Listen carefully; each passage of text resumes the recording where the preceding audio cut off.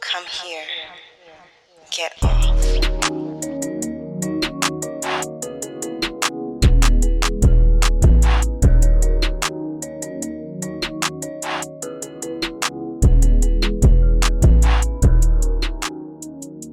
Our guest today is Cherí Calico Roman, pronouns she and her. Cherí is a 29-year-old Philadelphia native and the co-founder of Black Poly Pride.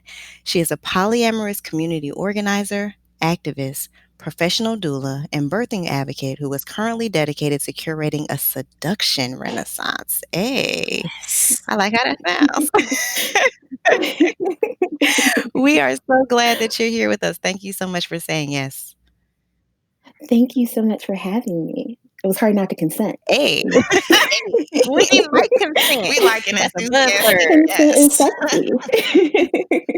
So, Cherí, Kenrya said, which read your bio, but can you tell us in your own regular ass words or not so regular ass words what you do? So currently what I do is in flux. My co-founder, Shanae Jackson Kendall, and I co-founded a conference last year that was just supposed to be a pool party, but ended up being so much more. So I have gone from just organizing events in our community for young Black poly people, which is how we started, curating events for people ages 35 and younger in the community, to now going into the realm of building this Pride weekend for people who identify as being Black polyamorous or those who love us. That's dope. Wow.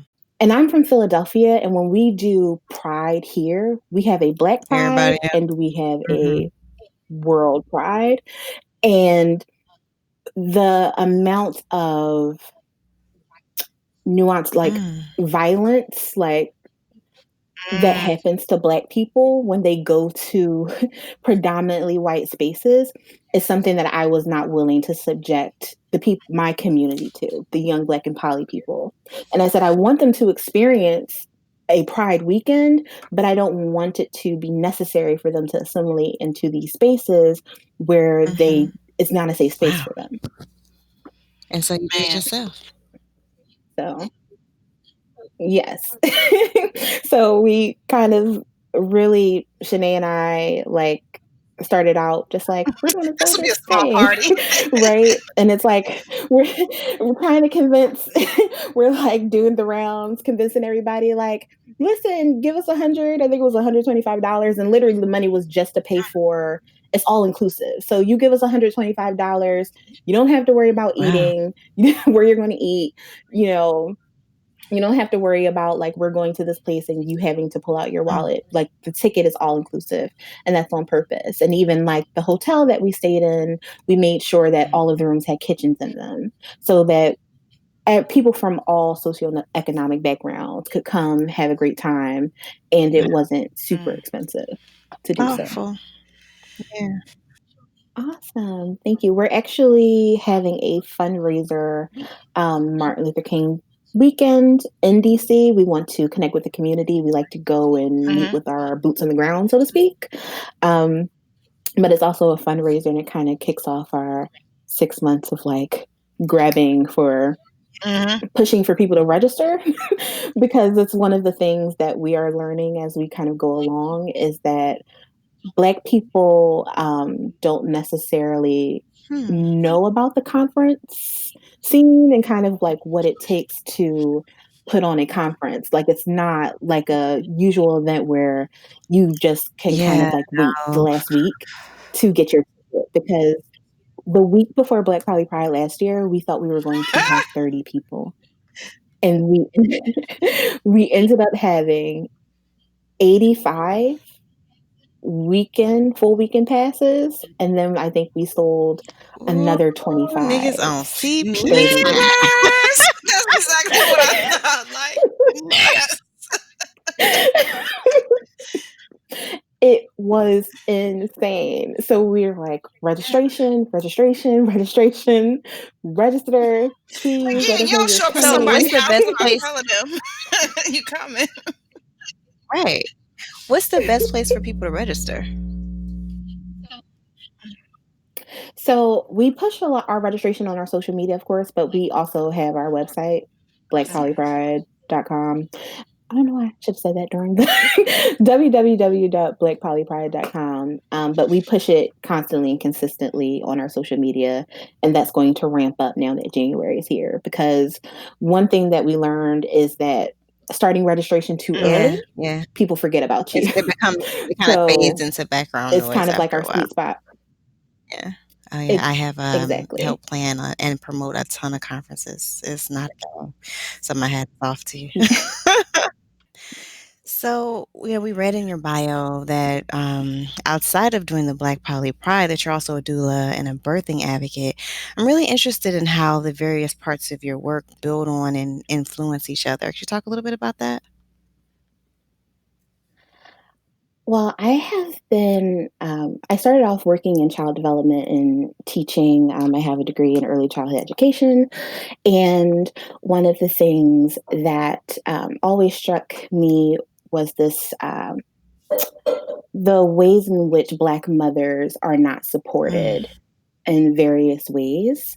And I traveled down this path. It went from them not being supported when they need care to them dying in mass during yeah. childbirth.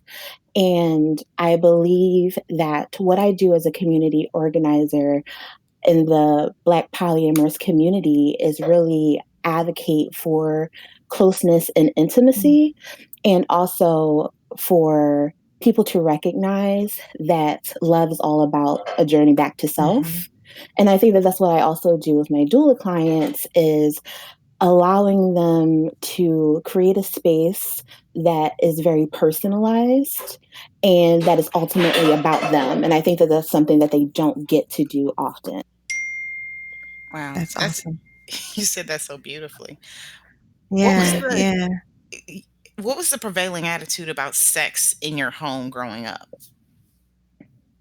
The prevailing attitude about sex in my home, I am the baby of the nuclear family that I grew up in. So I have two older brothers, and I did grow up in a household with a dad from New Orleans. So it's like this machismo Mm, attitude, but also I think being from that particular area in the South, um, my dad was very free within vocal about sex. So he talked about it, but it was always in the manner of not giving sex mm, away. You know, um, I think virginity, we're just now kind of shifting our attitudes about what that means for Black women and just women in general, but especially in the Black community. A lot of our value is tied to virginity. I mean, we just had this big scandal with T.I. and his yeah. daughter relating to her virginity and what that means. And my dad never went that far to going to the doctors with me or anything like that, but it's definitely something that we talked about in my life early and often. I remember the first conversations about sex being around the age of 5, Mhm. but they were definitely tied to fear. This thought of vocalizing like if someone touches you inappropriately or that it's okay to say something. So I there's this thought of this kind of conflicting energy of my body being mine and that idea of consent and no one's allowed to touch me, but also don't give your body away. Wow. Mm, yeah. So when do So you get touched in that dynamic? Mhm. right. Yeah. But how did you come to your current views about sex? Was there like a defining moment, or was it just an accumulation of lived experiences? I think it's accumulation of experiences because I discovered a poly lifestyle at the age of 12. Wow. Wow. So, being in Philadelphia, we have a very large Islamic community. So, plural marriage was not something that was foreign to Mhm. me. I had friends and cousins who were second and third wives. And I think that broadened my perspective of what it means to uh, be a woman. And it's very rooted in a lot of people kind of look over when they think of Islam and multiple wives and polygamy is that it's really rooted in this parable that I want for my sister what I want for myself. And so if I want a good partner and I want a great husband, then I want my sisters to have the same thing. And so that opened my mind to sharing in love. And then once I discovered my queer identity, because I identify as bisexual and demisexual, that kind of opened me up even more. Could you tell us what I think most people who are listening are familiar with what bisexual is, but can you tell us a little bit about demisexual as an identity? Demisexual as an identity means that I need an emotional connection with someone in order to broach a sexual relationship with them. Word. So have all of your or the majority of your relationships been polygamous, polyamorous, or was it something that you kind of dipped in and, have come back and forth to, that kind of thing? Polyamory for me isn't necessarily rooted in a dynamic or relationship orientation. I identify as solo poly, and so the people I love and the relationships that I'm in are firmly rooted in my self identification and my autonomy. I love that. So actually that was gonna be a question that we would ask later, but I would really love to hear, in our last episode, we read a book called From Scratch, and in that book, this relationship at the center of the story looked like three people who were loving each other, both emotionally and sexually in all the ways. But we know that ethical non-monogamy can look a lot of different ways. Um, I think our listeners will probably love to hear a little bit more about what that looks like for you kind of on a daily basis. What polyamory looks like for me on a daily Because like you basis? just said, it can look a lot of different ways if people express it in a lot of different ways. Definitely. Polyamory for me, especially at this juncture in my life, is very interesting. Um, simply because I find myself in a relationship, several relationships, but majority of my relationships currently are with women.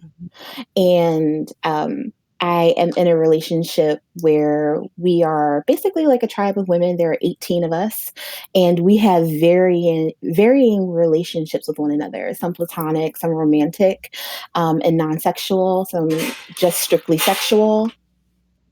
And so I believe that right now, for me, polyamory very much is this fluid thing where it's not necessarily about who is doing life with me every single day, but who's doing love with me.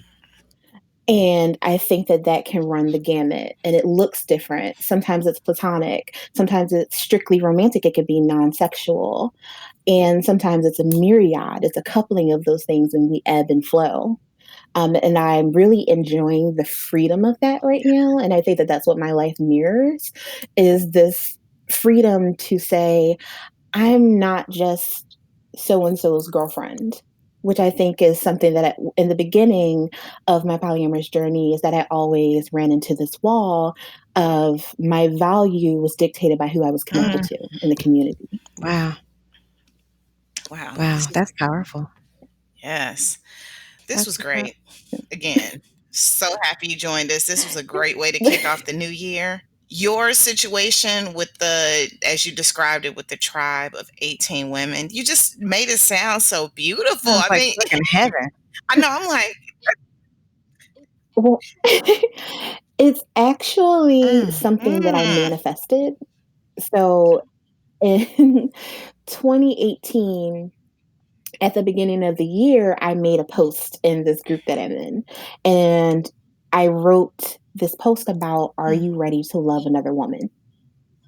And I don't mean loving another woman as a stand in oh, until Prince Charming comes along, but are you ready to love a woman in her yeah. personhood? Not just as a fetish, not just as someone that you want to have sex with, but why are you sitting around waiting for love from a man? And I feel like oftentimes Black women, especially who identify as bi and pan, other forms of queer identifiers, oftentimes feel like they still need that man to take home Why to are their you so family. damn loud? I mean, golly. I feel so fucking attacked over here. Hey, that way hit you right here. And I think that sorry. Sorry. I didn't mean to Definitely like pop you in the throat. That's not but I was talking to myself as well, because I had just like kind of grown out of that, and I'm like, I want loving, intimate relationships with women. I feel like the universe was calling for that, for Black women to get back to loving one another. Because what happens in the Black poly community, especially online, is like the amount of women, there are like maybe 7 women to every 1 man. Because it's actually more beneficial for men to Yeah. not be ethical and transparent. And easier. And easier. You don't have to be accountable. You don't have to do all this work that comes along with being open and ethical and transparent. So there are just more women, but those women also tend to identify on the queer spectrum. And so it's like we have so many women who are like waiting for Prince Charming, waiting for a man to have a baby, waiting for a man to like really fall into these deep, loving, meaningful Wow. relationships. It's like, why? What reaction did you get from that Why? post? So many women said it resonated with them. Like it has Wow. over 300 comments on it. Like, and it still like comes up like every once in a while. And May of 2019, so I met these women in May of 2018. So January was like when I made this post and did the manifestation of this reality. And May is when I planned a all women's trip to help plan an all women's trip to Clearwater, Florida. And we all went on this trip together, and it was like alchemy. On that trip, there were 21 of us, and some kind of fell off along the way, because I feel like that's kind of just natural how relationships go. But we are now a year and a half in, and there are still 18 of us. And, we're exchanging gifts for the holidays and visiting one another regularly. One of our girlfriends just had major surgery, and 4 of the girlfriends went to Dallas to support her. And we're really investing in one another and doing life with one another. And it's kind of this thing because we have this hashtag like 21 girlfriends. And so it's kind of like this thing where everyone, I think, thought it was a joke at first, and like the poly groups and community. And you're then like, they our keep shit outlasts like seeing y'all. pictures of us, and they're like, they're like, wait, they're serious, they're real. They're like, oh, they went on an anniversary trip. And what's also funny is everyone doesn't know everyone who's a girlfriend. So there's like a lot of speculation of like who's in our relationship. There's like one like ignorant man in a So corner with like a wall and a bunch of strings attached to pictures. Trying to tie everybody together. we said that we were going to open ourselves up to accepting male partners, because we were like, we need like a solid 4. We need like a solid 4 for when like we go, and Yeah, because we go on I can several only trips a imagine year the just to eyes you all be in the get, same you know? space. So Ooh. this year we're going to Hito. So we're super excited. It's actually to celebrate my last summer in my 20s before I turned 30. So our trip is I called Hito love Cherry Pop. it. So we're all going to Hito together, and we're really excited about what's going to happen, because we have 4 of my girlfriends are like Hito vets. They go every year. And I'm like, I'm going to actualize my freedom and like spend 7 days in Hito naked. That sounds fucking amazing. On a beach in Yeah, Jamaica. that I love does. every bit of this. Yeah, I could. I can't wait. We'll have to come on for another Like episode to legit. recap I'm No, like, the Hito this legit. trip. We sounds can we can do it as a quickie. Just a yeah. hashtag 21 girlfriends Hito trip recap. Yeah, no. Yeah. So 21 we're gonna girlfriends do in here. that. I'm serious. We'll touch base and make that happen. Wow. And definitely Yeah, keep that's us posted on your interesting. events, because I would definitely love to, like, shout them out on our website or Twitter or something like that. We're Um, learning a lot. I know I am. I am like so excited for us to publish this episode. So in the last episode, we talked about how from from the outside looking in, it seems like being in an ethically non-monogamous relationship, it takes a tremendous amount of communication to make it work, and it takes boundary setting and maturity. But what do you think it really takes to be happy in this kind of relationship? I think in order to be happy in this kind of relationship, one of the things that I drive home often is you have to check in with self first. Mhm. And that means communicating with self first, right? So when we say this amount of this exuberant amount of communication, we think of how we are communicating with others. But for me, it starts with how am I communicating with myself? And I think that people oftentimes don't necessarily do that. And that journey towards self identity and also asking oneself, what do I want? Mhm. Because oftentimes you can get into polyamory, you can lose yourself in trying to fit into these boxes because there is this stereotypical norm that polyamory means three Mhm. people. It means a triad, it means a dyad couple of typically a man and a woman.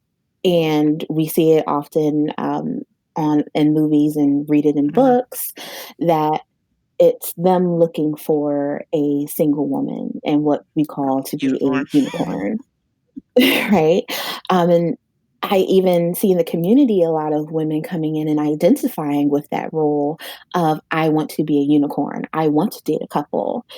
Being a bisexual woman from the on the outside looking in, I could see how that can look Mhm. exciting and like a great opportunity. But on the other hand, there are also cultural implications within the polyamorous community of what being a unicorn means. And oftentimes it means losing oneself um, and fitting into whatever box or role the diet couple set up for you. And when you try to deviate from that path of what they were looking for, that's when all of these kind of issues ensue. So I think you have to go in already knowing who you are, what your identity is, and what you would like your relationships with other people to look like, and also dealing with going to therapy and dealing with all of those family pathologies and past traumas in order to be able to identify things that you may be seeking out in other people and not even Mm. realizing. Because I think that comes up in polyamory oftentimes too, is we're not necessarily looking at why we enjoy these relationships or why we gravitate towards certain people. So dealing with our past and dealing with ourselves, I think is prevalent and important when we are talking about entering into polyamory, what that looks like. Wow. I wonder, what do you think that people most often get wrong about polyamory? Like people who are on the outside looking in, the ideas and the stereotypes and the things that we think it is. What do we get wrong? I think people get wrong that polyamory is for white Mm. people. Mm. It is one of the things that I feel like as a community organizer, I find myself combating that idea often. Mhm. Why do you think that is? I think historically, Black people, our community, we can sometimes have an issue with freedom Mm. in ways that that shows up. And oftentimes we close ourselves off and we think that things are not for us.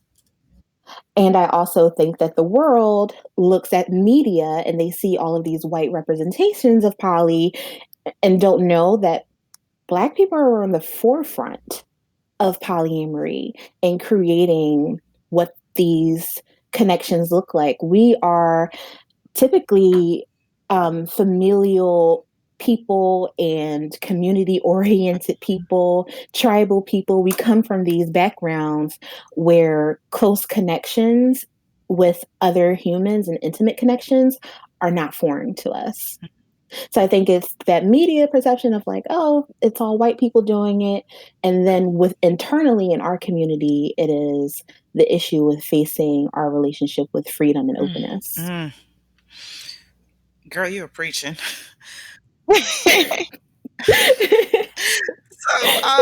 So how does being black color the way you show up as a polyamorous person?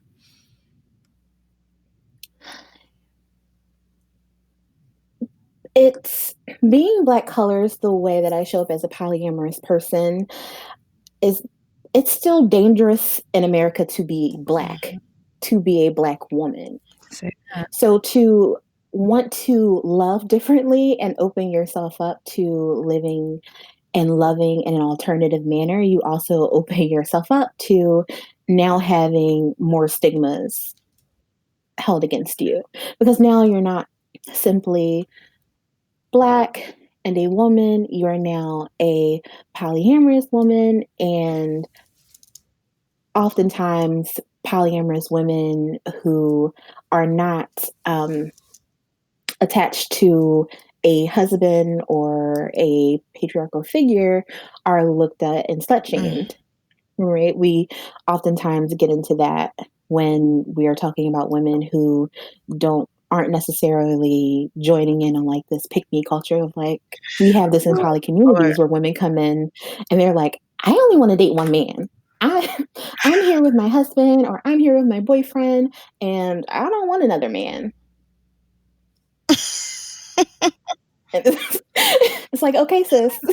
don't nobody want you anyway.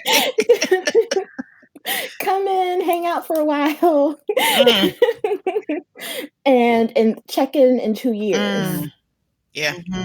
when you've gone through the ringer and the cycle of committing yourself to this partner who you were saying have your pick. Mhm.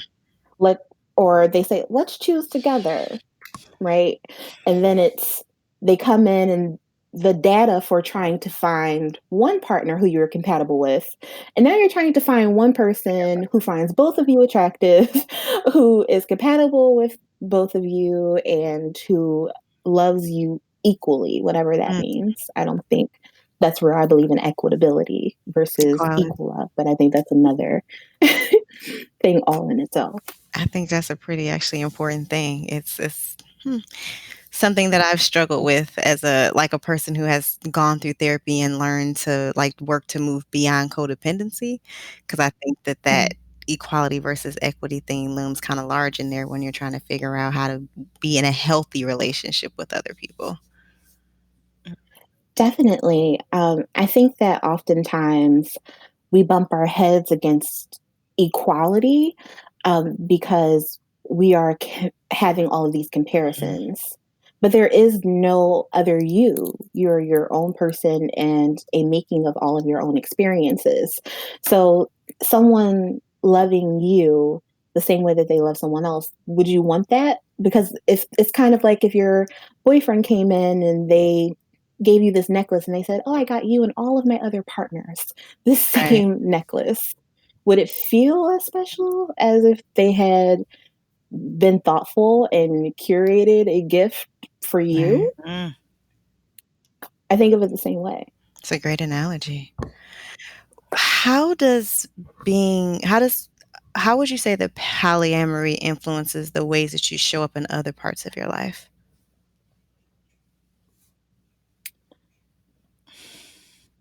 I believe polyamory prompted me to look at myself and also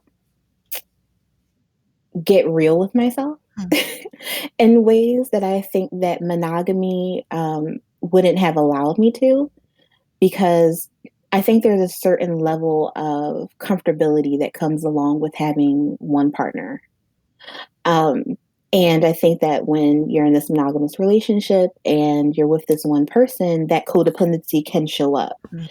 And the issues tend to cycle versus if you have multiple partners and you have these multiple perspectives of you and these multiple views of you, the more you can learn about yourself and you can say, maybe I should work Yeah, a on larger that. data set. Right. If five people are telling you you have this wall that is Mm, impenetrable.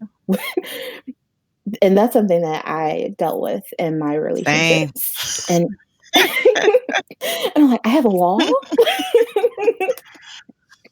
And then it's like, okay, I need to go talk to someone unbiased, right? Mhm. Which for me was a therapist. And I advocate strongly for Black people, especially if you exist in America, to please go to Yes. therapy. Find yourself a Black therapist. And luckily, one of the things that we do at Black Poly Pride is introduce people to non monogamous friendly, queer friendly mental health Wow. professionals. Is that via like a well, we'll talk a little bit about resources, so Mm. we'll save that for that. Actually, that So, leads me to my next question. ah, What hurry up. resources do you have for people that want to learn more about ethical non-monogamy? So I think we are building up our resources because one of the things about Black Poly Pride that we are learning is that we don't necessarily want to be another conference because poly conferences are out Mm, there.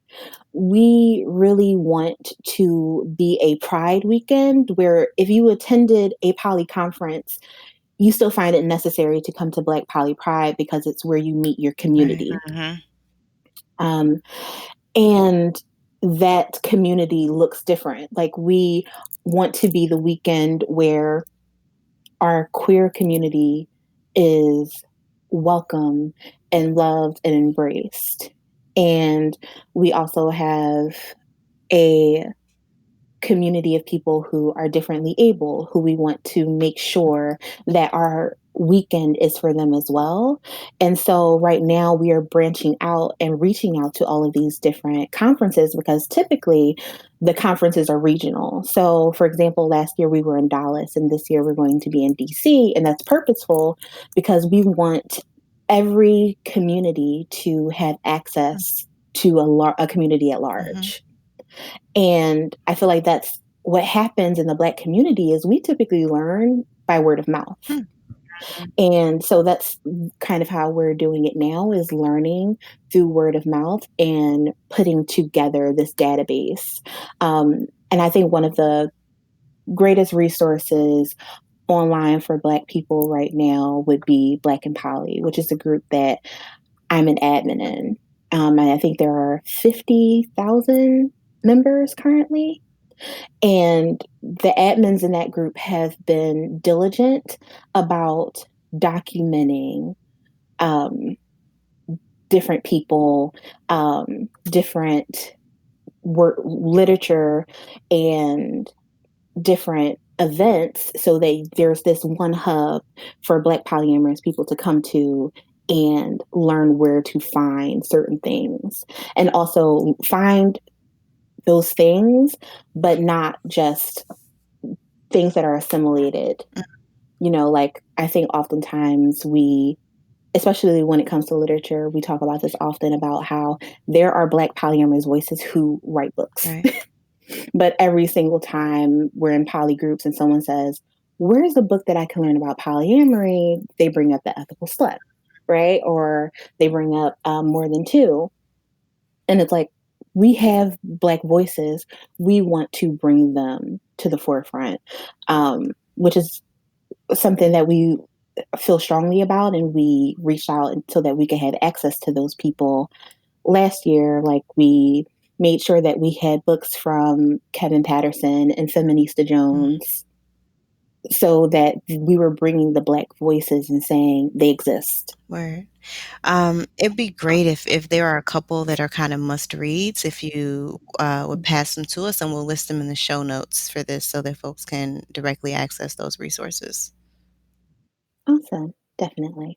So, If there's one thing that our listeners should take away from this episode about polyamory, what would you like it to be? If people could take away one thing about polyamory from this episode, I think it would be that it's not one size fit all. Mm. That you have the freedom to come to the conclusion that you want to explore polyamory and that you have the freedom to make it exactly what you want it to be. I love it. Awesome. Okay. Thank you so much for talking to us today. Thank you so much for having me. This was Hey, fun. where can people find out more information about you and also about Black Poly Pride? People can find out more information about me on Facebook. I'm listed as Cherí Calico Roman. And on Instagram, I am Calico Eyes 215. Same tag on Twitter.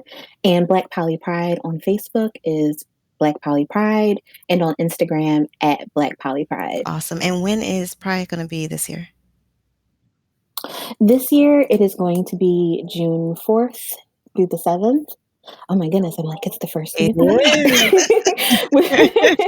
which is very exciting. So we're definitely hitting the ground running so that we can get next year to be as wonderful and transformative as 2019. That's awesome. Thank you so much for letting us be a part of that. We hope that folks learned a lot and make their way out to Black Poly Pride this year. That's it for this episode of The Turn On. Thanks so much for joining us. Thank you so much for having me. This episode was produced by us, Erica and Kenrya, and edited by Ballistic. The theme song is from Brazy. We want to hear from y'all. Send your book recommendations and all the burning sex and related questions you want us to answer to theturnonpodcast@gmail.com. And please subscribe to the show on your favorite podcast app. Follow us on Twitter @TheTurnOnPod and Instagram @TheTurnOnPodcast, and find links to our books, transcripts, guest info, and other fun stuff at theturnonpodcast.com. And remember, The Turn On is now a part of the Frolic Podcast Network. You can find more shows you'll love at frolic.media/podcast. Thanks for joining us, and we'll see you soon. Holla!